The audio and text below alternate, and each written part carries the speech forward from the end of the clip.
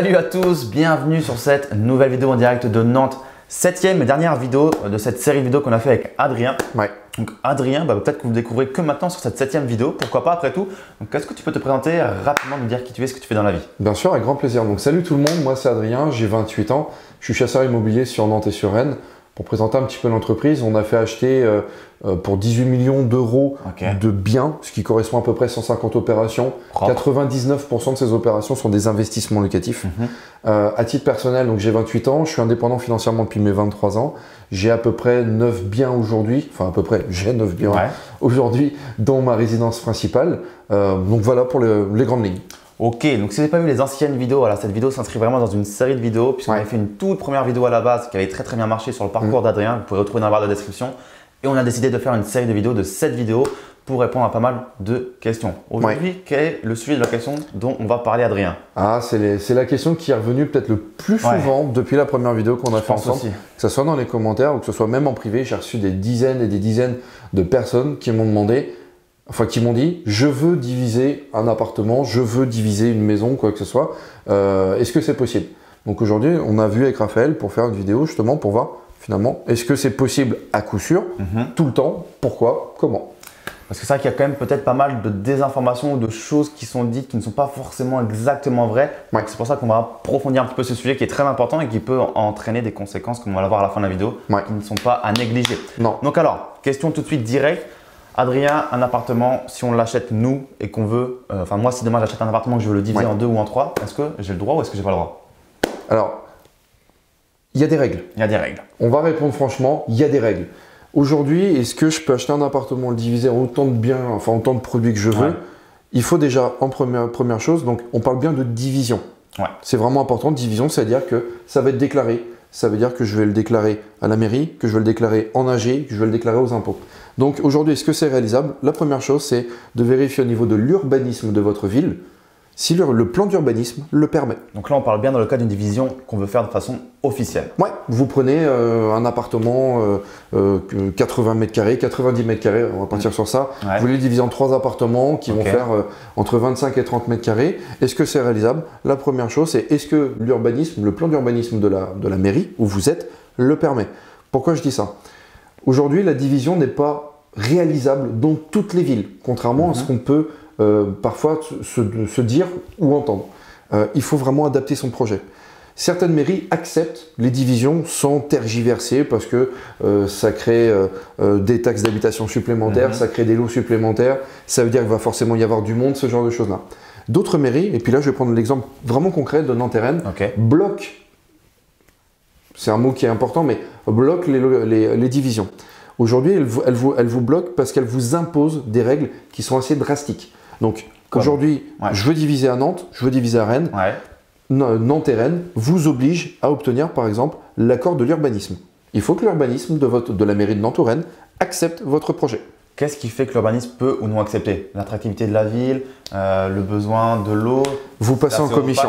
C'est opaque parce que vous passez dans une commission. Après, il y a des règles qui sont imposées dans chaque ville. Donc par exemple, Nantes et Rennes, vous allez passer dans une commission qui va dire oui, qui va dire non, suivant le projet que vous allez proposer. Dans ces deux villes-là, vous avez une obligation, si vous divisez des lots, mais on parle bien de division, d'avoir un stationnement à moins de 300 mètres de votre logement. Ça veut dire que demain, vous achetez un appartement 90 mètres carrés, on reprend cet exemple-là, vous créez 3 appartements, vous créez 2 nouveaux lots, il vous faut 2 stationnements dans un rayon de 300 mètres. Ce qui est, on est d'accord, pas évident à Nantes de trouver des places de stationnement. Moi, je vais aller plus loin, je vais dire que c'est infaisable. C'est infaisable. Non, peut-être en trouver un et encore c'est un coup de chance, mais vous allez le payer bonbon. Trouver 2, 3, 4 stationnements dans un rayon de 300 mètres. Par exemple, vous allez dans le centre-ville de Nantes, vous voulez faire une division. Dans l'hypercentre de Nantes, il n'y a pas de stationnement. Donc le problème déjà, il est clos de ce côté-là. Et même si on loue une place de parking, ça ne suffit pas. C'est ça, c'est vraiment être propriétaire, c'est acheter, créer même. C'est même plutôt créer, c'est même pas… Si on achète, est-ce que ça suffit? Il y a encore des règles parfois qui fluctuent d'une ville à l'autre. Donc il y a des règles où on vous dit qu'il faut être propriétaire du stationnement. Il y a d'autres règles qui disent qu'il faut un bail longue durée de location sur un stationnement. Donc c'est pour ça, première chose, le plan d'urbanisme. Est-ce qu'il permet? Quelles sont les règles? Quelles sont les contraintes? Puisqu'en fonction des villes, ça varie beaucoup. Je crois que certaines villes même disent que si vous êtes proche de la gare, il n'y a pas besoin de place de parking, etc. C'est ça. Il y a des nuances, on est d'accord. Il faut vraiment étudier. La deuxième chose, pour savoir si je peux diviser mon appartement et autres, vérifiez dans le règlement de copropriété que vous ayez le droit. Donc, on vous parle d'une clause de subdivision. La clause de subdivision, ça veut quasiment rien dire en soi. Il faut bien vérifier le contenu de cette clause-là. Dans cette clause-là, il peut être indiqué dans le règlement de copropriété que vous avez interdiction de créer des nouveaux lots dans l'immeuble. Donc, est-ce que ça veut dire que je ne pourrai jamais créer un nouveau lot? Non. Ça veut dire que vous devez soumettre cette demande-là en assemblée générale classique ou extraordinaire. Ce qui dit que les autres vont voter oui ou non. Exactement. Donc, ça veut dire présenter un projet qui tienne la route et pourquoi vous voulez créer des nouveaux lots. Parce que littéralement, les copropriétaires n'ont pas forcément intérêt à accepter parce que plus de monde dans l'immeuble. Exactement. Plus de nuisances. Exactement. Donc, c'est compliqué, on est d'accord. Ouais. Il faut savoir que, je sais que j'ai entendu ça régulièrement, ouais, mais moi j'ai lu un règlement de copro, il n'y a pas de clause de subdivision, donc je peux faire ce que je veux. Non, c'est pas parce que c'est pas indiqué que c'est interdit que vous avez le droit de faire ce que vous voulez. Vous êtes dans une copropriété, vous êtes dépendant des autres personnes. Donc il faut malgré tout soumettre cette demande-là. Dans tous les cas. Dans tous les cas. Et obtenir l'accord. Donc, première chose, l'urbanisme. Deuxième chose, il vous faut l'accord de la copropriété. La troisième chose, qui est peut-être la plus importante, et c'est dès le départ, c'est est-ce que c'est réalisable techniquement? Ok. Arrivée d'eau, évacuation des eaux. Qui soient des endroits différents de l'appartement qui permettent de diviser et de faire des arrivées, des évacuations, des compteurs indépendants. C'est ça. Donc déjà là, on se rend compte que plus on avance, plus c'est quand même très compliqué. Ouais, bah là on est déjà, tu vois, sur 3 procédures qui prennent déjà du temps et de l'argent. Qui vont prendre du temps et de l'argent. Aujourd'hui, les marchés nantais et rennais sont hyper tendus. Demain, je trouve un appartement qui techniquement permet, par exemple, de diviser. Sauf que j'ai pas l'accord de l'urbanisme, j'ai pas l'accord de la copro, donc finalement j'achète, mais je suis pas sûr d'arriver au bout. Donc ça, c'est déjà les 3 premiers points. C'est risqué. Exactement. Ensuite, il va falloir faire appel à un géomètre. Pourquoi le géomètre il est là? Le géomètre va être là pour calculer la nouvelle superficie des 2 nouveaux appartements ou des 3 nouveaux appartements, calculer les tantièmes, il va recalculer les charges et il va faire un modificatif du règlement de copropriété. Et ça coûte de l'argent aussi. Ça coûte de l'argent et souvent on sous-estime. Sachant qu'un géomètre n'est pas disponible du jour au lendemain. Ça prend également plusieurs mois. Il va faire ses mesures et ensuite c'est pareil, c'est proposé en AG. Si l'AG refuse le modificatif, ça casse tout. Ça casse tout. Alors qu'on est quand même déjà bien engagé, on a déjà engagé de l'argent et du temps. Exactement. Ensuite, il va falloir faire l'étude pour pouvoir tout diviser, faire les devis. Donc au départ, on se dit souvent, c'est beaucoup plus rentable. Il faut calculer. Il faut vérifier que l'achat du bien, plus les travaux, plus toutes ces procédures-là, donc le temps passé, l'argent immobilisé, reste rentable, voire très rentable. C'est vraiment une opération qu'on va faire en 3 mois depuis le début. On est d'accord. Les autres procédures, donc là, on reprend dans l'ordre. Urbanisme, il vous faut l'accord de la copro, il vous faut la possibilité technique, faire appel à un géomètre, les travaux. Il faut également déclarer votre division auprès de votre notaire pour tout simplement démembrer l'acte et créer un nouvel acte pour ce nouvel appartement ou pour ces nouveaux appartements. Il va également falloir le déclarer aux impôts. Bien sûr. Parce que du coup, la taxe d'habitation ne va plus être la même. Il n'y en aura plus une, il y en aura plusieurs. Il va falloir faire appel à ERDF pour installer les nouveaux compteurs électriques. Et là, on sait que ça peut être long. Et on sait que ça peut être très long. Il va falloir faire appel à la compagnie d'eau de la ville. Ça peut être long aussi. Ça peut être long aussi pour installer les nouveaux compteurs. Donc on est sur un process où vous allez vous positionner sur un bien sans être sûr d'aboutir. Alors on peut se dire, c'est pas grave, je mets ça en clause suspensive. Faut trouver un propriétaire qui accepterait ces clauses suspensives-là. Aujourd'hui, le marché nantais et rennais, c'est très tendu. Là, pour le dernier point que tu as dit encore, le notaire et qu'est-ce que tu as dit d'autre pour les procédures, le notaire et les impôts, ça peut aller vite, il n'y a pas forcément, ça peut aller vite. Il n'y a pas forcément de gros obstacles, mais même pour ERDF, il y a des délires de colonnes électriques suffisamment puissantes, des choses comme ça. C'est ça. Qui peuvent être avec des compteurs monophasés, triphasés, ainsi de suite. Bref. C'est colossal. C'est colossal. Donc, littéralement, je pense que le mot n'est pas sous-estimé. Non. Donc la division aujourd'hui, donc je prends un appart, je le divise en plusieurs. Oui, c'est possible dans quasiment toutes les villes. On va se dire la vérité, c'est possible. Mais vous avez ça de contraintes derrière. Donc il y a des villes où il va y avoir ça de contraintes et il y a des villes où vous allez avoir que ça de contraintes. Il faut vraiment se renseigner en amont. Aujourd'hui, sur Nantes et sur Rennes, pour y être tous les jours, pour voir des cas tous les jours, c'est quasiment impossible aujourd'hui d'en faire parce que la mairie déjà, elle bloque littéralement les projets. Alors après, j'entends dire de temps en temps, de la part de clients, ouais, mais moi c'est pas grave, je peux faire un réaménagement d'intérieur, je suis propriétaire de mon appartement, je fais ce que je veux dedans. C'est un sujet complexe. Puisque tu l'engages, voilà. Bon bref, pour la première partie, on a compris que plus la ville est tendue, plus c'est tendu, plus c'est compliqué. Faire la division de biens, c'est globalement la règle. Tu as entamé le sujet épineux du réaménagement. Oui. Qu'est-ce que ça veut dire réaménagement? Alors, le réaménagement, c'est une division illégale. C'est ça. Je vais être direct, c'est ça. C'est-à-dire que je considère en tant que propriétaire, je suis propriétaire de mon appartement, je fais ce que je veux dedans. C'est chez moi. Si je veux le diviser, je fais ce que je veux. Ça plaît pas aux autres, c'est pas mon problème. Donc je crée ce qu'on appelle, ce qui est souvent évoqué, un SAS qui dessert 2, 3, 4, 5, 6 appartements. Je fais des appartements indépendants dedans. Ben, je déclare rien à personne. Vous êtes dans l'illégalité. C'est aussi simple que ça.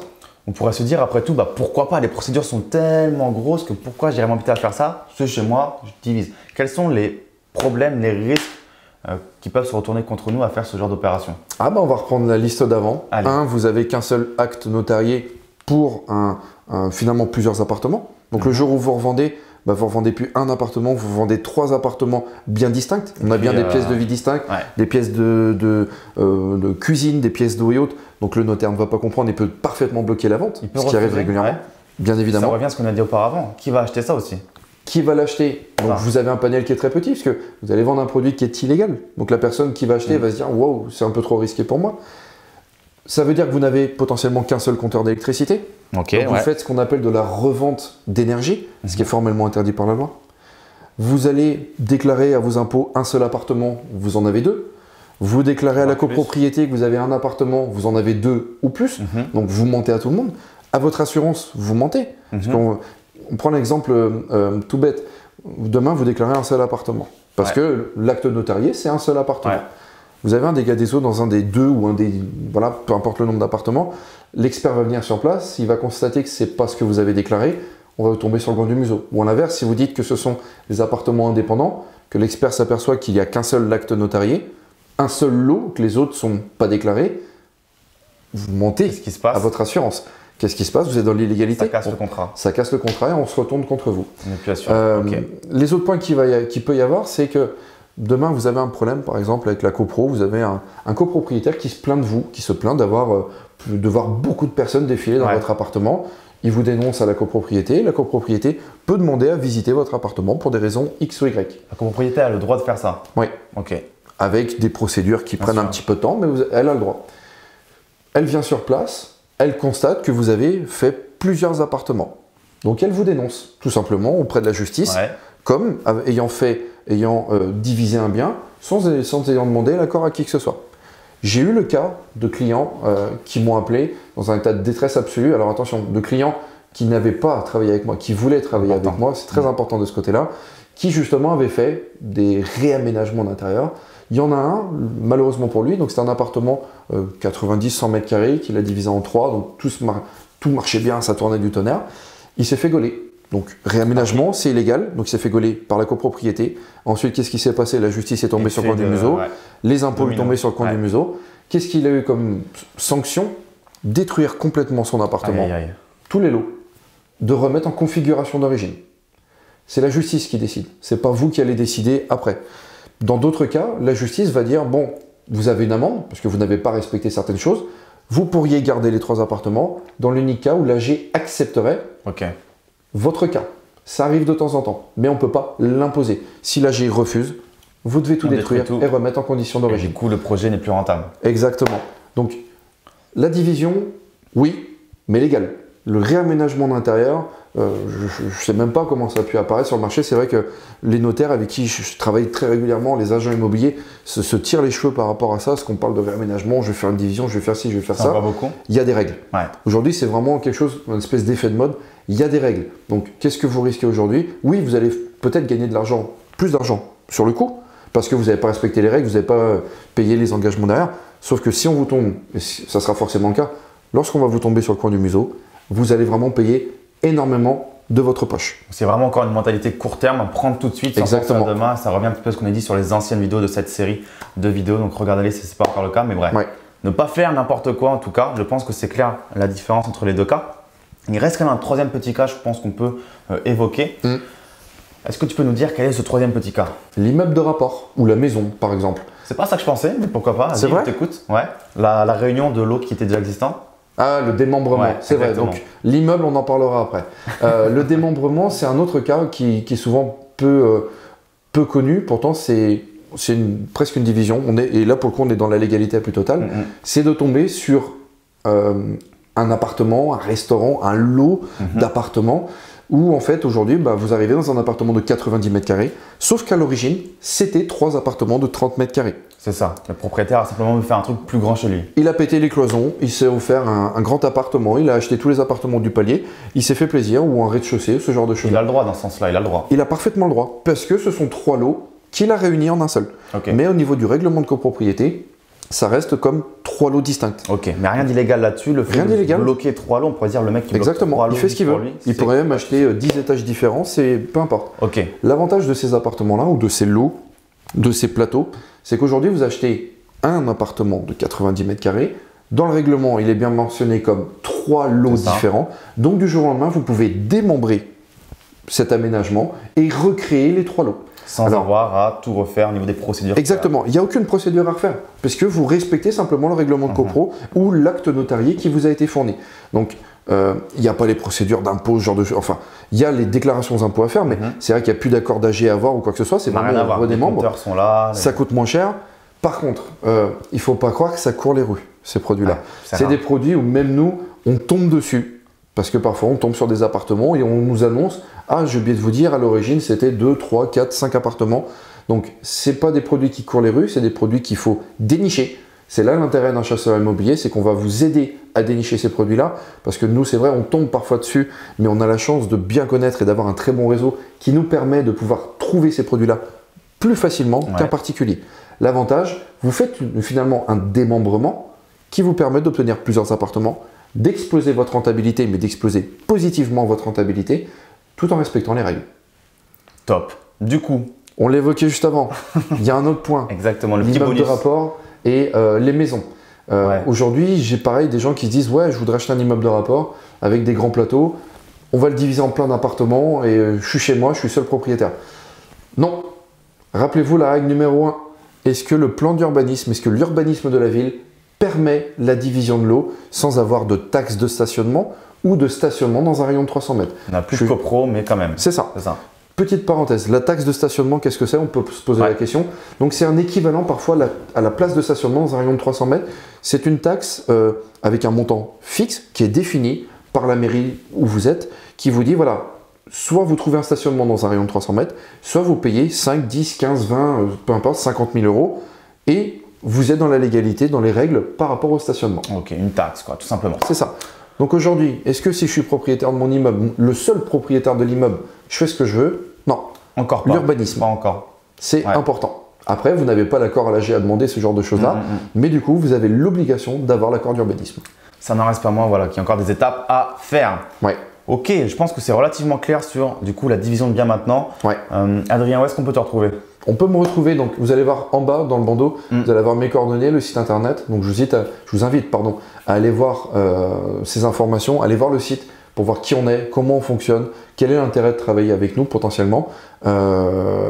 Prenez également, envoyez-nous plutôt un mail et prenez nos coordonnées pour parler de votre projet, pour exposer votre projet, voir si on peut vous aider. Et puis en tout cas, mes collaborateurs et moi, ça sera un grand plaisir de pouvoir vous aider. Au top! Donc voilà, si vous avez regardé les anciennes vidéos, même la toute première vidéo qu'on avait fait avec Adrien, vous savez certainement maintenant qu'on a mis en place une petite offre qui fait que voilà, si vous faites un projet avec Adrien sur Nantes ou sur Rennes, vous avez acheté un appartement avec lui ou son équipe, voilà, je me ferai un plaisir de vous envoyer chez vous gratuitement une petite bouteille de champagne, un produit très local de chez moi, du Veuve Clicquot, du Moët & Chandon, je ne sais pas encore quoi. Mais ça me fera un très grand plaisir. Donc voilà, il y aura tout dans la barre de description ci-dessous. Contactez Adrien, il n'y a aucun souci pour ça. Cette vidéo conclut cette série de 7 vidéos. Donc Adrien, est-ce que tu as peut-être un petit mot de la fin, quelque chose à dire avant qu'on conclue cette série de 7 vidéos? Je te prends dépourvu. Non, mais il n'y a pas de souci. Tout d'abord, merci à toi de m'avoir contacté pour faire ces vidéos-là, pour pouvoir justement répondre aux questions qu'on nous posait régulièrement. Merci à vous qui nous avez suivis sur la première vidéo, parce que c'est ça qui a déclenché finalement ces autres vidéos. J'espère vraiment que ces vidéos-là et les différents thèmes qu'on a pu évoquer vont vous aider, vont vous donner une autre image sur l'immobilier, que c'est pas tout rose, c'est pas tout noir non plus, mais qu'il y a vraiment des choses à faire, qu'il faut vraiment apprendre, qu'il faut vraiment s'entourer des bonnes personnes. Donc ouais, merci, vraiment. Bah, merci à toi et puis félicitations à tous ceux qui sont déjà passés à l'action suite aux vidéos qu'on avait fait auparavant et grâce à ton travail et à ceux de ton équipe. Donc félicitations. Voilà, si vous avez aimé la vidéo, mettez un petit like, comme d'habitude un petit pouce bleu, commentez-la si vous avez des questions. Sûrement que la division va apporter pas mal de questions ou de commentaires en tout cas. Partagez-les à des personnes qui se posent des questions sur la division. Et nous, on se dit à très vite. Je te serre la main, Adrien, pour cette dernière vidéo. Merci à toi. À la prochaine. Salut. Ciao.